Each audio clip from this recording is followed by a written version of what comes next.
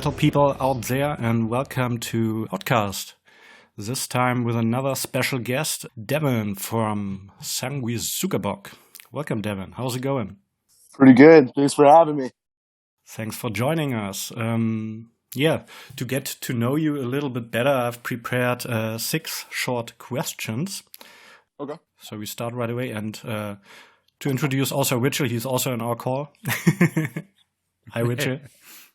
Hi. Forgot about that. As always. So we start with 6 short questions for you, Devin. Favorite drink, with or without alcohol? Doesn't matter. Favorite drink? That's funny. Chocolate milk. Chocolate milk. Oh, yeah. That's metal. Black chocolate or milk chocolate? I like dark chocolate. Okay. Yeah. Perfect. Burger or pizza? Ooh. Damn. Burger. Nice. Favorite weed, psychedelic or chilled ones? Say psychedelic. All right. Chris Barnes or Corpse Grinder? Damn. Yes, it's a hard one. Damn. Well, I'd say pre-1994 Chris Barnes. Mm-hmm. And then I'd say Corpse Grinder for everything else, honestly. Because like even the Monstrosity albums that he was on was amazing. Okay. Toxic Avenger or Kabuki Man? Damn. I'd say Toxie. Toxie. Yeah. Yeah. Good choice. Favorite song of all time? Dazed and Confused by Led Zeppelin. Oh, nice. So we're here today to talk about your first full-length record, Torture Toll. First, congrats to that. Signing deal with Century Media. Impress, you're often called a caveman death metal band. You call yourself a down-tuned drug death band. We would say, or last time we did a review, we said gore grind infused death metal. How would you describe your music, a 5-year-old who's innocent and knows nothing about violence and metal? So it's basically the Cookiemonster and a crunch trying to bake some cookies. So he's throwing some pans and stuff around and he's growling the whole time. That's a good description. I like that. Yeah, the Cookiemonster's pretty death metal. Yeah. Oh yeah. And which song would you show him first? Probably Gored in the Chest because it doesn't have any cuss words in it. Okay. Also, I would like to know what's the name Sanguisugabogg about? Is Cameron a leech or a bloodsucker, or is there a special meaning behind it? Because I think it's Italian or Latin. Or? Yeah, it's Latin. So originally our band was going to be like a one-man project. That's what Cameron envisioned it as. And his persona was, his first name was just Sanguisuga and his last name was Bogg. So he just combined the two. We like to think on our toes all the time whenever someone asks us what it means. We'll say oh, it's Latin for mortician ripoff, or it's a blood-sucking toilet or something like that. Really, it's really and all it's just gibberish. Honestly, there's not that much thought into it. All right. And about blood-sucking and leeches, how does it feel to have a 15-inch dick that goes rampage and eats people? It's pretty nice. Yeah. Because, that was in your, I think it was the first video, Menstrual Envy. Yep. May you tell us something about it, because you did it with Trauma and with Sebi X Martinez and Tom D'Amico. How does that come together? So when we found out that Century Media wanted us to do music videos, we didn't want to do just a cookie cutter, run of the mill, like us playing in a warehouse type thing. We all have a love for old horror movies, B movies, and Trauma, especially. So they were that was like the first company that came to mind as far as like producing it. Mm-hmm. And the idea for it was actually spawned by me and Cameron just driving back home from practice. We were thinking, because we saw all these budgets that Century Media was setting aside for us, to be like, oh, it'd be cool if they gave us they funded our big dick surgery. And he just took that idea, Cameron did, and ran with it and pitched it to Trauma. And then Trauma just like made it even more bizarre than we could ever imagine it. And we spent 2 weeks in New York City hanging out with those guys, and actually built like a really good friendship with everyone that's a part of the crew. And nice. All the guys behind the cameras were really cool. And some of the extras were pretty cool too. A lot of the scenes in that first video, that the people that are being chased, those are all like really good friends of ours that we've met on the road touring and everything. So it was cool, kind of like midst of a pandemic, like kind of still being out of town and yeah, that's always good. Seeing some faces that we haven't seen in a while. Yeah, that's nice. Did you all get tested before you shot the video? Yeah. No. Yeah, we all got tested. Yeah, I've been tested like 4 times and they've all come back negative. Like I actually get my vaccine on May 3rd, so it'll be coming up soon. Mm-hmm. So it's faster in the US than it's over here. Yeah. Yep.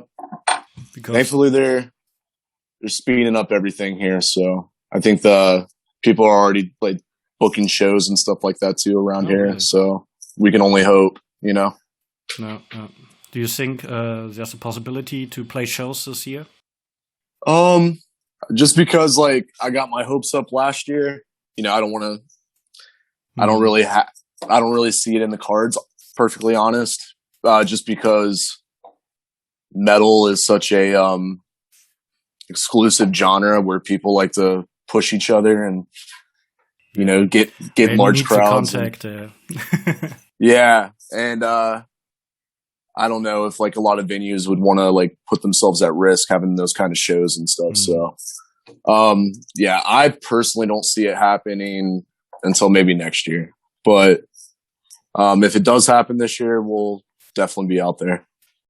Nice. Yeah, also here in Germany, one festival after the other is cancelled. Also, if it's outside, it's also hard to calculate if it's possible or if it's not possible. If you wait too long, you waste too much money. And same as last year, I guess. And yeah, because I'll see festivals pop up, and like I saw Psycho Las Vegas is putting everything on hold right now, or they're still looking over everything. But I was like, man, that would be cool to see Merciful Fate and Blue Oyster Cult and all this, and then but it's just like, I don't know. I don't even want to put the money down if that's it. It's just going to end up getting canceled anyways.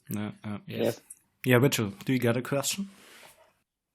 Yeah, I read that you are playing in a lot of bands, especially your drummers. Are you still active there? Yeah. Me and our drummer Cody, we're actually in 2 other projects together. One's called Skag, which is like a D-beat kind of gore grind band. And then we also have another band called Dyskinesia, which also has our bassist Sed in the band as well. And it's more of like a brutal death metal, kind of like Devourment, Disconformity type stuff. Nice.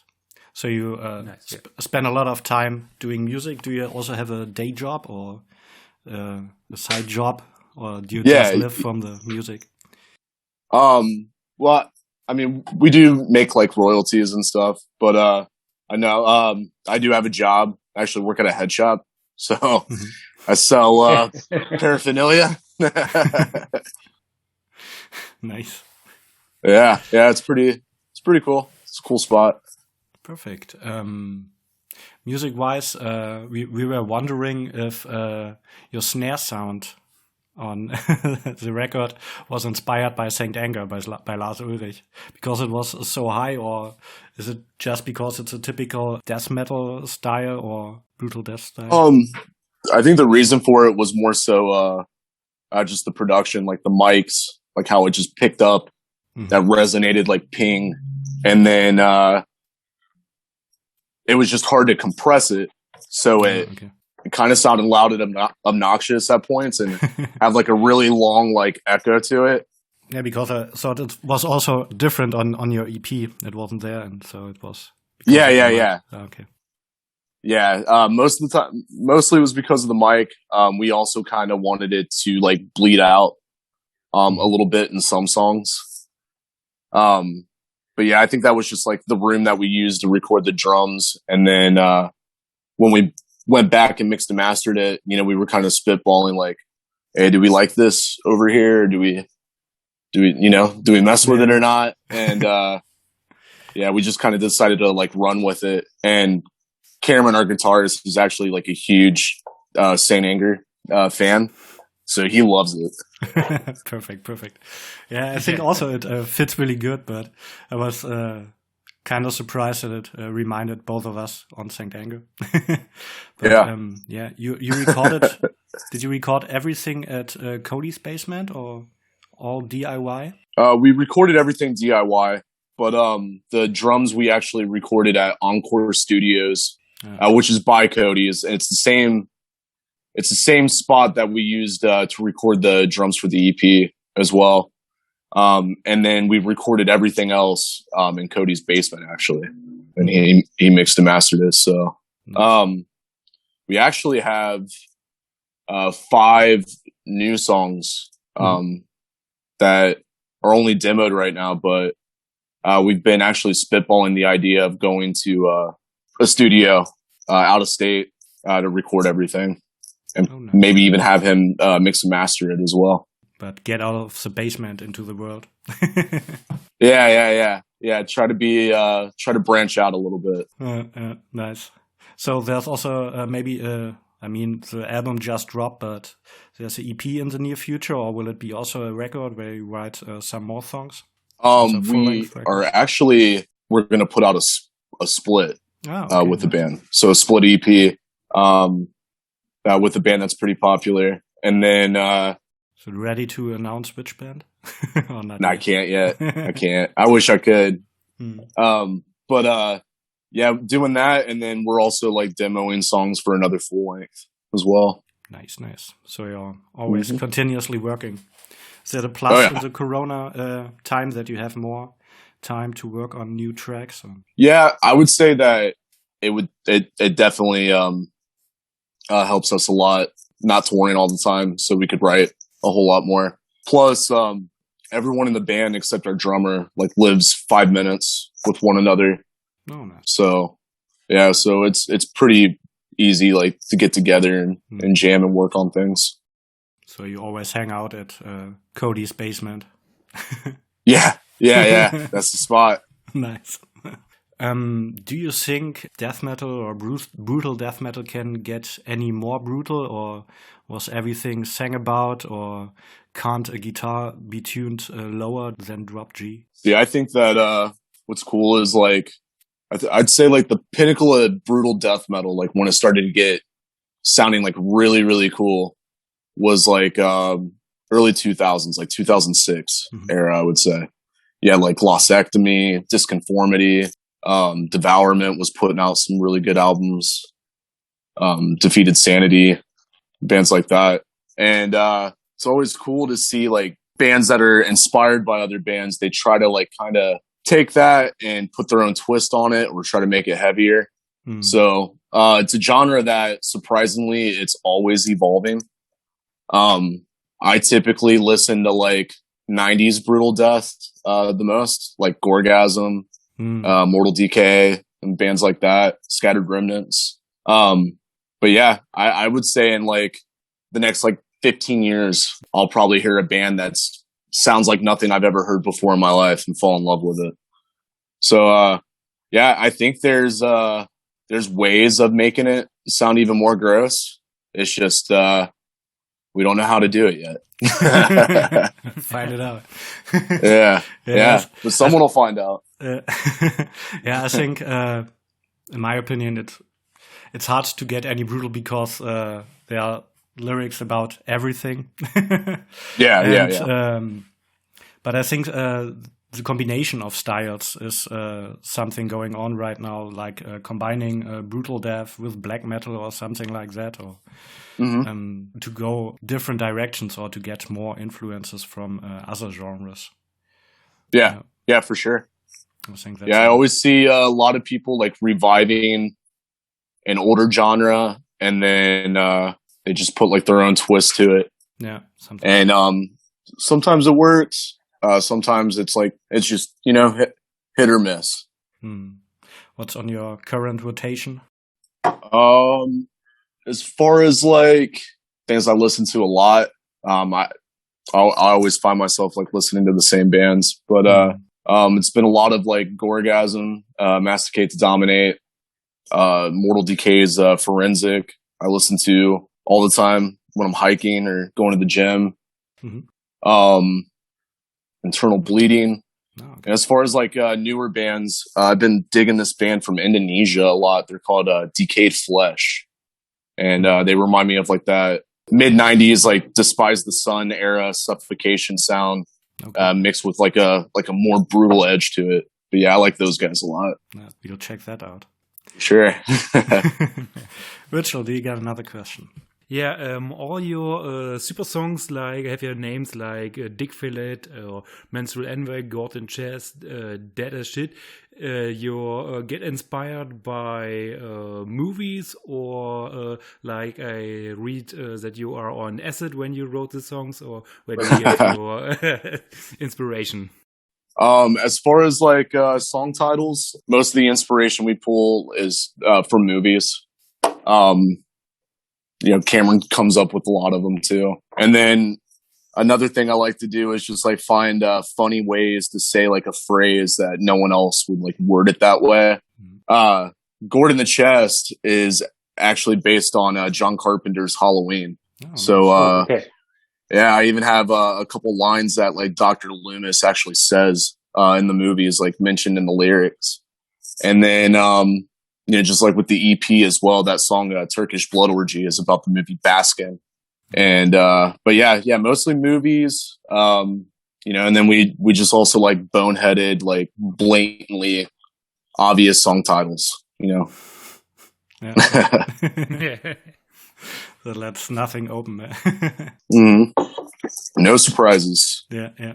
Also, coming back to movies, I heard you plan a live stream this Trauma. Is that a thing? Will that take place? It might be something. Place? Yeah, it might be something that takes place. Like we're all just kind of like juggling ideas right now about it. With uncertainty of everything that's going on in the world, it might even be an idea that we have to kick to the side if we do end up actually going on tour, and it's a lengthy tour. But we definitely have plans of doing more content with Trauma. So a lot more music videos and stuff like that. That'll also be a short movie, kind of? Or I mean, you already did 2 videos that are combined or linked together. Will there be a short movie, maybe? That would be cool, man. I never envisioned myself as like an actor or anything, but I'd give it a shot. I'd play a good dead guy, so that would be cool, man. Like if it was a movie like Terror Firmer or Poultrygeist, like something just like over the top and like gory. That'd be really cool. I'd volunteer to get killed every scene. Yeah. Nice. Yeah, being killed is easy in a movie. Yeah. Great, and if there's blood and everything, that's. Your cover is still brutal metal, and it's a monster or with a cock, or what is this? Because it's not really clear. What is it? The cover art is it's kind of like a take on the body assimilation scene from The Thing. The old John Carpenter now that movie. you say it, yeah. yeah. Now you see it. Yeah. So we just wanted something like an alien creature that has different faces and different eyeballs and stuff on it. All combined, yeah. Because that's a good thing about the cover. On the first thing you say, "What is that?" Also with your logo, you can't see anything, but if you go into the detail, then it sticks out. Yeah. Except for the logo, I can't read it now either. But yeah, that's great. One of my favorite questions, is there a question you've never been asked but always wanted to answer? Lay it on me. What? Oh, what is a question I've always wanted to answer? Yeah. Oh, damn. It's one I'm too scared to answer, probably. I do these interviews all the time, and no one ever asks like the party stories or like what we've done out on the road. Okay. Who's like the biggest partier in the band, or so tell us about it. Tell us No, we can talk about it. All right, I have no shame. I'll tell you. But I always have a little tear when we talk about touring because there are no tours. I know. Yeah. So we went on our second tour. We did like a little run with this band, Creeping Death, great one from Texas. Yeah. And they just like right before they got on tour with us, they got done touring with Power Trip and High on Fire. So it was like a huge tour. Yeah. And they're hanging out with us, and we're playing in like the basements of churches and all kinds of weird places, but it was so fun. And they knew before meeting us, just because we're so vocal about it, that we like to party, we like to have a good time, we like to cause like a ruckus. And the first night that they really like were down to like go balls out with us was when we were in Vegas, and it was absolutely insane. We played this VFW hall, which is like a center for veterans of war, and it was packed. It was wild. And then I was just like, dude, if we're staying on Fremont, let's go to a strip club and get some boobies in our face if we can. And prepare for the show. Yeah, if the money allows it. And we ended up getting a limo ride there and going all out. And we were telling these girls that we played in like a sports arena and that it was packed. And we were trying to like act like we were some big shots. Living the rock and roll. Whether they believed it or not, right? And whether they believed it or not, we felt like rock stars the whole night. And we stayed there until we got there at like 9 in the evening, and we didn't get home until like 8 o'clock the next morning. Like there were hours where we were the only ones there, and that tour we did pretty good, and we're all hungover, drunk, but we're still down for the count and ready to keep going on like while we're being driven around and stuff. And I just remember our bassist at the time, Steve, looking down at the PayPal, and he was like, "Dude, we spent over $3,000 last night." And while everybody like should be worried, like me and Cameron, our guitarist, just looked at each other and just started busting out laughing. What else can you do about that? Yeah. Right. Crazy. Yeah. Was there ever a time where you've gone too far and couldn't perform on stage?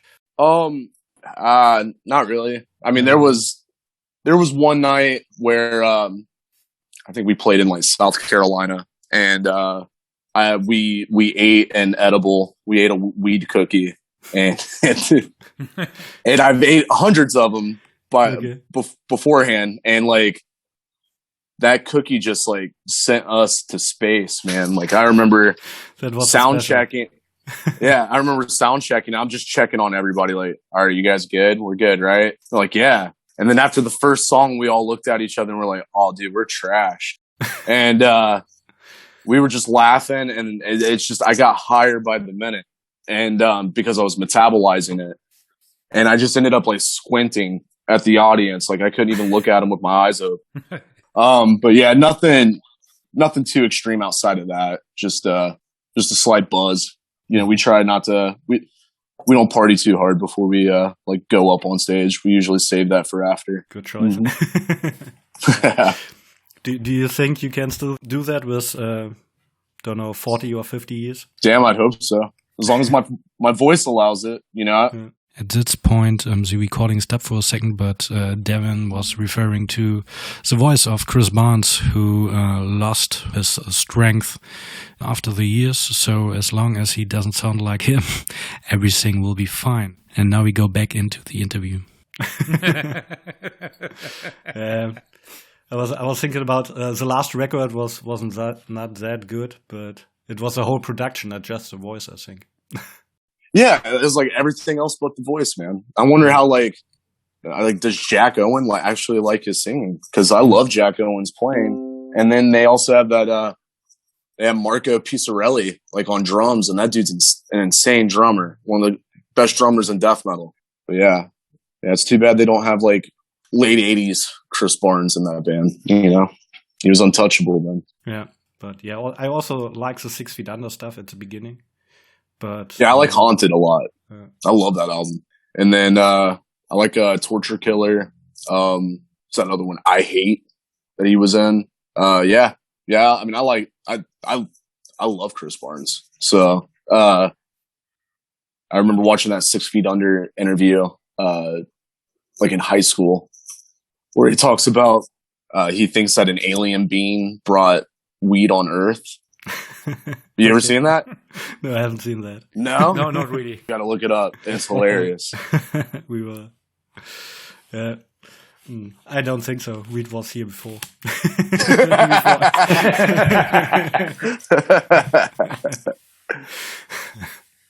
Because there are also other substances.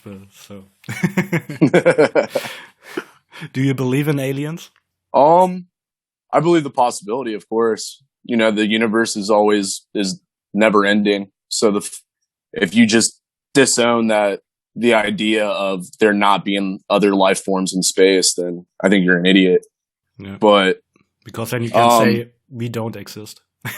Right. That's like saying we don't exist. And then, I mean, I haven't seen anything for myself or like my own personal experiences, but I've heard of a lot of abduction stories, and our guitarist Cameron has an abduction story, and it held up enough to where I was just like, damn, you know? So, Has it something to do with the drugs, or what was the story? His story was that they were leaving a venue, when he was on tour with this punk band that he was in. And as they felt like they were driving for hours, but the guy that was driving them was pissed because he kept like checking his phone. He would check his like GPS. He would check everywhere, and literally no time has passed at all from the time that they left. And he swears that he's been driving for hours. So then one of them had to pull over because he said he felt something like in his pants or something.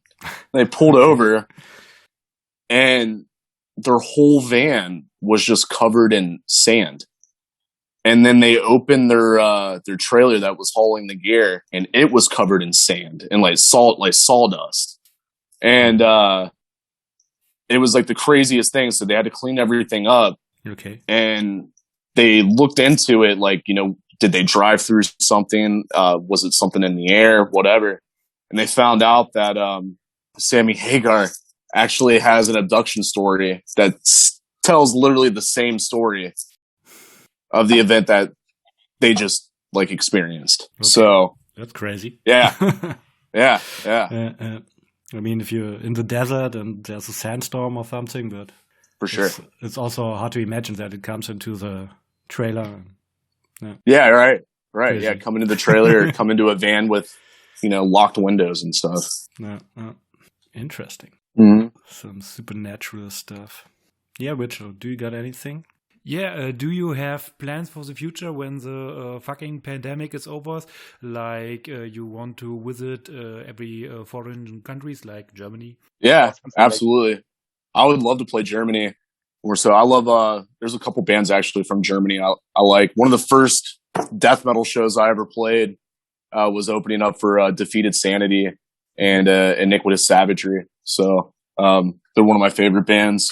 Nice. But yeah, we just got in touch with a booking agency out in Europe.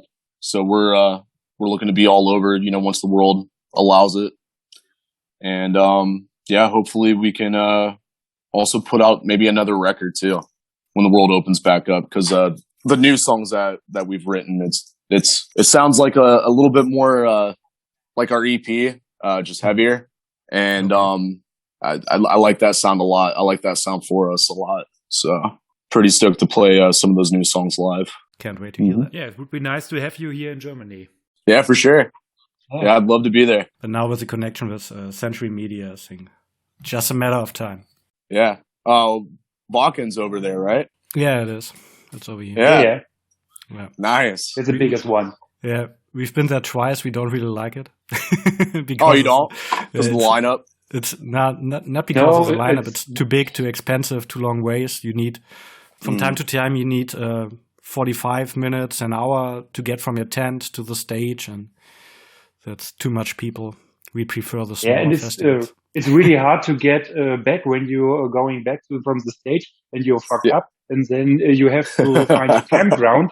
And when you have your campground, then oh fuck, where is my fucking tent? Yeah. Right. How many people usually attend that? About 70,000. 80,000. 80. Jesus. Yeah, 70 to 80. Jesus. That is I mean, for you as a band, it's like an honor. Yeah, I'd shit my pants. Don't do a Gigi Allen style. Yeah, right. Just rub it on my face.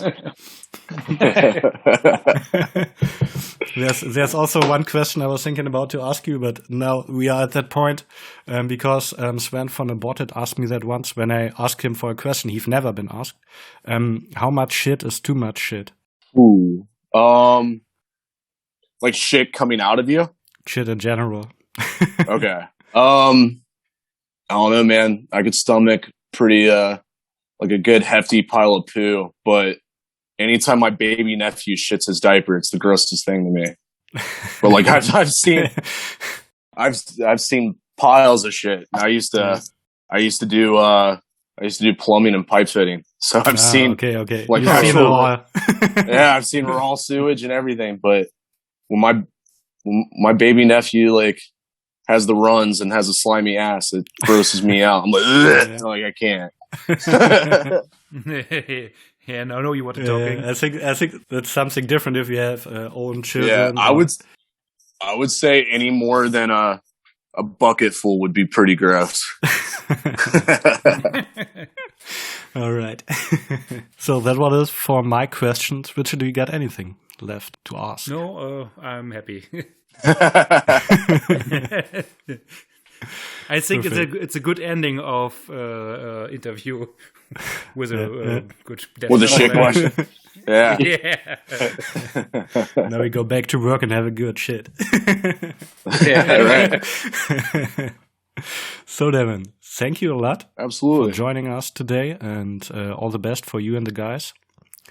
And hopefully see you next year over here in Germany or somewhere else in Europe. That would be great. Oh yeah, man. Or at least on a live stream with gigantic dicks around you playing your songs. Trauma style. Yep. Yeah, when we're out there, man, let's get some beer. Let's fucking drink it up and party. Yes. I mean, I don't know if we can handle your party style, but we try. Oh yeah, guys. Well, I appreciate it. Thank you guys for having me. You're welcome. You're welcome. Yeah, have a good day. Oh yeah, you guys too. Take it easy. See ya.